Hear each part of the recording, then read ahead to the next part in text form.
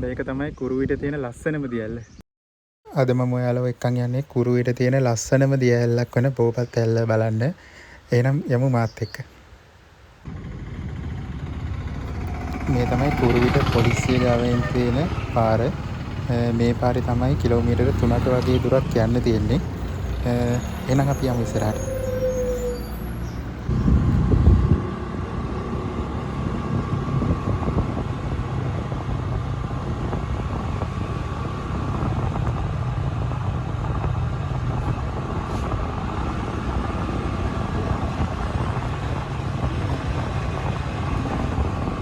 මේ පාරේ දිගට වෙනකොට කිලෝමීටර් 1.5ක වගේ දුරක් යනකොට පාරවල් දෙකක් බෙදෙනවා. පාර දෙපැත්තට බෙදෙනවා. ඒකේ වම් පැත්තට තමයි එන්න ඕනේ. මේ මෙතන බෝඩ් එකක් ගහලා තියෙනවා. සාමාන්‍ය මැප් එක බලාගෙන යන නම් ප්‍රශ්නයක් නැහැ. එහෙම නැත්නම් ගොඩක් වෙලාවට පාර වැරදෙන්න ඉඩ තියෙනවා. දකුණු පැත්තට යන්න ඉඩ තියෙනවා. ඒකයි මම ඔයාලට දැනුවත් කළේ. මේ පාර දිගේ දිගටම එන්න ඕනේ. මේ පාර දිගේ හැම දිගටම ආවට පස්සේ මේ මෙතන තියෙනවා ශ්‍රී බෝපත් විහාරය කියලා පන්සලක්. ඒ පන්සල ගාවෙන් දකුණු පැත්තට තමයි එන්න ඕනේ. ඔයාලා මේ වම් පැත්තට කෙලින්ම ගියොත් ආය කොළඹ රත්නපුර ප්‍රධාන පාරටම තමයි වැටෙන්නේ. ඒ නිසා දකුණු පැත්තට තමයි යන්න ඕනේ. ওই දකුණු පැත්තෙන් ටික දුරක් ගියාට පස්සේ ආයෙත් දකුණු පැත්තට පල්ලෙහාට පාරක් තියෙන පොඩි පාරක් තියෙනවා. ඒ පාර දිගේ තමයි දිගටම යන්න තියෙන්නේ. ඔයාලා ලොකු වාහනයක එහෙම නැත්නම් කාර් එක වගේ එනවනම් කාර් පාකින් එහෙම ගොඩක් තැන්වල තියෙනවා. මේ මෙතන තියෙනවා රථ ගාලා. මෙතනත් වාහන පාක් කරන්න පුළුවන්. එහෙම නැත්නම් පොඩි බයික් වගේ එනවනම් ඉස්සරහා ගේට්ටුව ළඟටම වගේ බයික් නම් යන්න පුළුවන්. එතනත් නවත්තන්න තැන් තියෙනවා. එහෙනම් අපි කොහොම ඉස්සරහට යමු.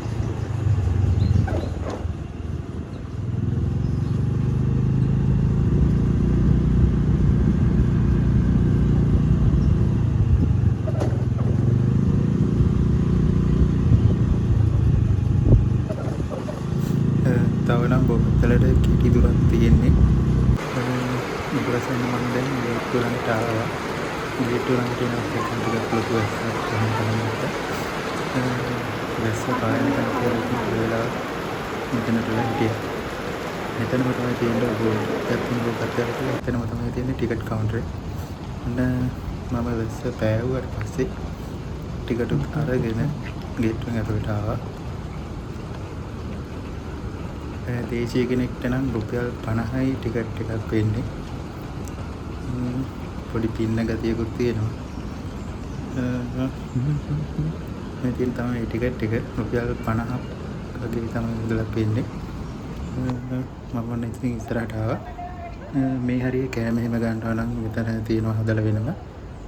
කෑම එහෙමත් අරගෙන යන්න පුළුවන්. මේ ටික ගන්න ඉඳලා ඉන්න පුළුවන් තැන.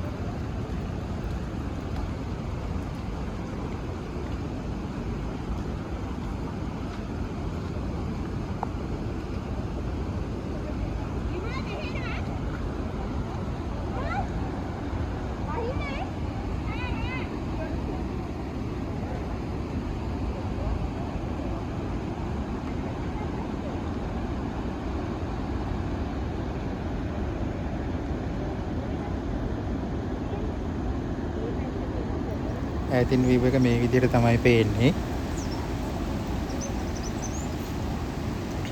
බලන්නකො ලස්සන කොහොමද කියලා.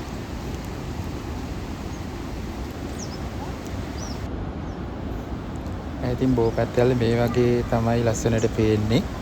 අද ටිකක් වතුර වැඩි නිසා බෝපැත්තැල්ල ළඟට යනවා නම් පල්ලේ තියෙනවා පාරුවක්. ඒ පාරුවේ ගිහිල්ලා තමයි එහා පැත්තට ගොඩ වෙන්න තියෙන්නේ.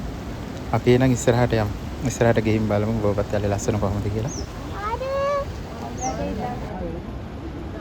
පාරු වෙනකන් මේ අයිනට වෙලා ඉතින් ටිකක් වෙලා බලා ඉන්න ඕනි. ඊට පස්සේ අපි පාරු වෙනකලා අර වගේ එහා පැත්තට යන්න තමයි තියෙන්නේ.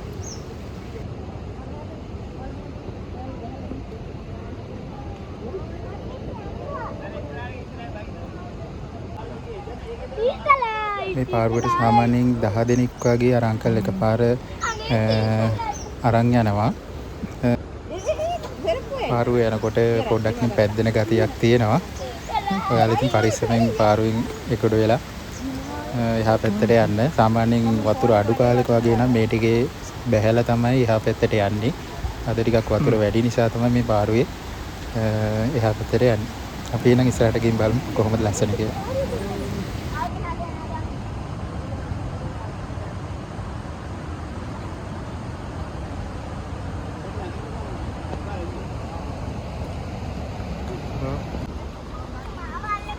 පාරුවෙන් බැස්සට පස්සේ මේ වගේ පඩි පෙළක් තමයි උඩට යන්න තියෙන්නේ.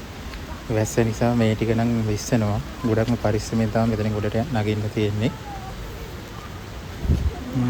බලන්න උඩට නැග්ගට පස්සේ පහළ පේන ලස්සන කොහොමද කියලා.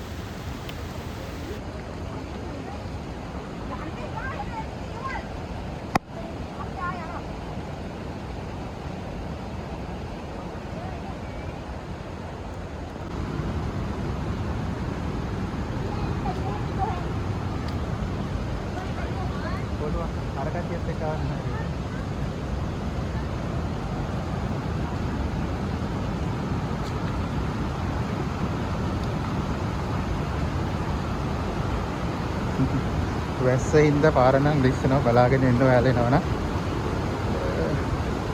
පරිස්සමෙන් යන්න ඕනේ. අද ටිකක් වතුරත් වැඩි.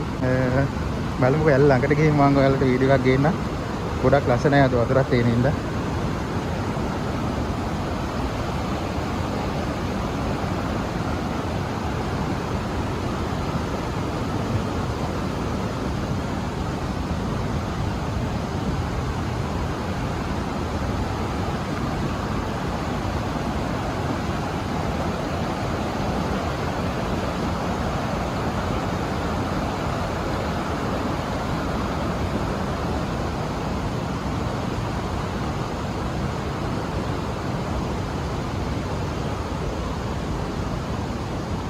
මේ වගේ මීටර් 200ක් වගේ යන්න තියෙනවා ඉස්සරහට.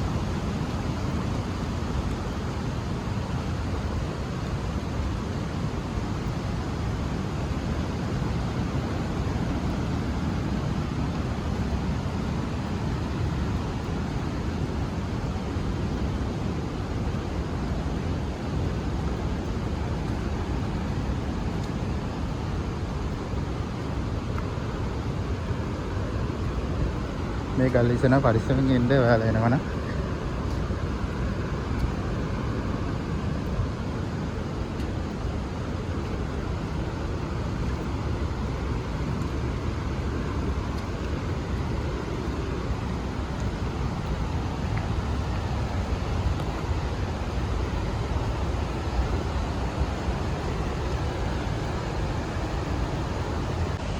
මම ඔයාලව එක්කන් යන්නේ කුරුවිට තියෙන ලස්සනම දියැල්ල. ඒ වගේම කුරුවිට නගරේ ඉඳන් පොඩි දුර කිලෝමීටර් 5ක් 6කින් වගේ යන්න පුළුවන් ලස්සනම දියැල්ලක් තමයි මේක. ඔයාලත් ඇවිල්ලා බලන්න කොහොමද ලස්සන කියලා.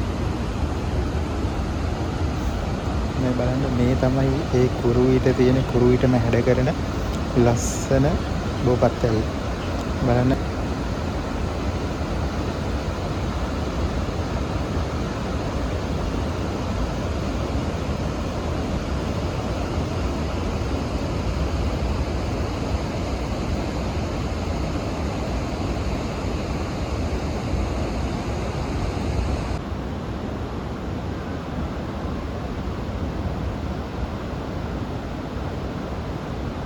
ඔයාලට පේනවද වම් පැත්තේ උඩින් රතු පාට කොඩියක් දාලා තියෙනවා. ඒ කොඩිය තියෙන හරියට යන්න අනුතුරුදායකයි කියලා තමයි කියලා තියෙන්නේ.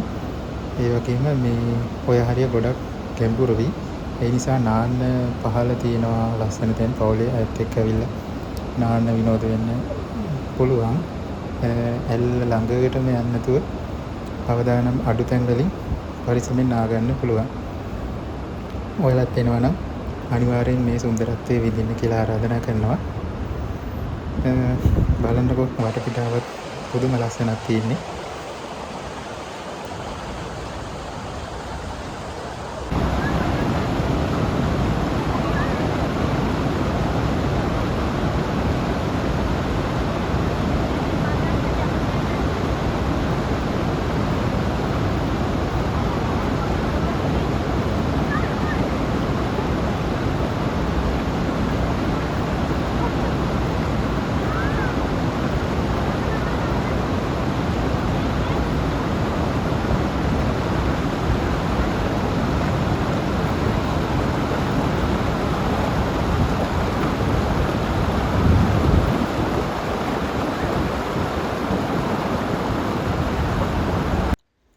බෝපත්තැල්ල ගැන කෙටි විස්තරයක් කරනවා නම් බෝපත්තැල්ල හැදිලා තියෙන්නේ කුරුගඟේ අතු ශාඛාවකින්.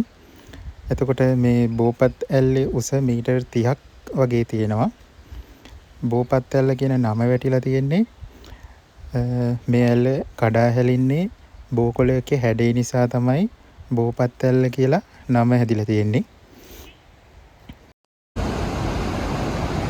බලන්නකො මේ වටපිටාව තියෙන ලස්සන කොහොමද කියලා.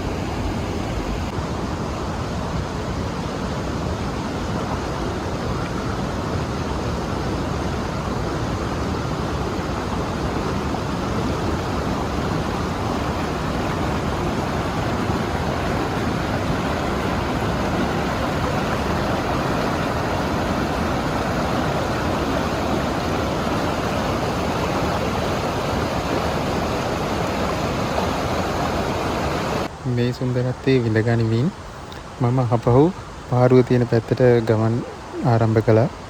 කොහොමත් මේ ගොඩ ටික වෙලාවක් ඉන්න ඕනි පාරුව එනකන්. පාරුවේ කට්ටිය දාගෙන තමයි මේ පැත්තට එන්නේ. ඉතින් එතකන් ටික වෙලාවක් ඉන්න ඕනි. ඒ ඉන්න ගමන් ඉතින් මම වටපිටාව ලස්සන බලමින් හිටියා. පාරුව නම් ඉතින් මේ කොටට එනවා. මම ඉතින් මේ පහලට බහිනවා. දැන් ওই පහලට බහිනකොට පොඩ්ඩක් බලාගෙන පරිස්සමෙන් යන්න ඕනි. ලිස්සනවා උතන පල්ලේ කන්ද වගේ තියෙන හින්දා.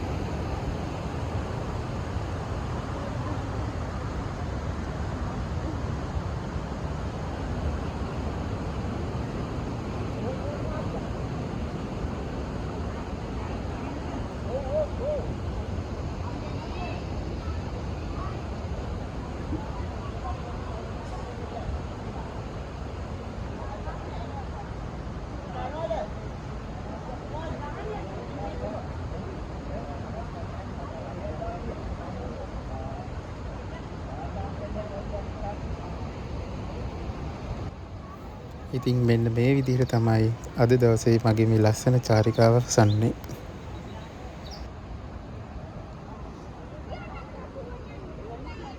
මේ වීඩියෝ එක අදට එන්ඩ් කරනවා. මම දාන තවත් වීඩියෝ ඔයාලට බලන්න ඕන නම් මගේ YouTube channel එක subscribe කරන්න කියලා ආරාධනා කරනවා. එහෙනම් තව අලුත් වීඩියෝ එකකින් හම්බෙමු.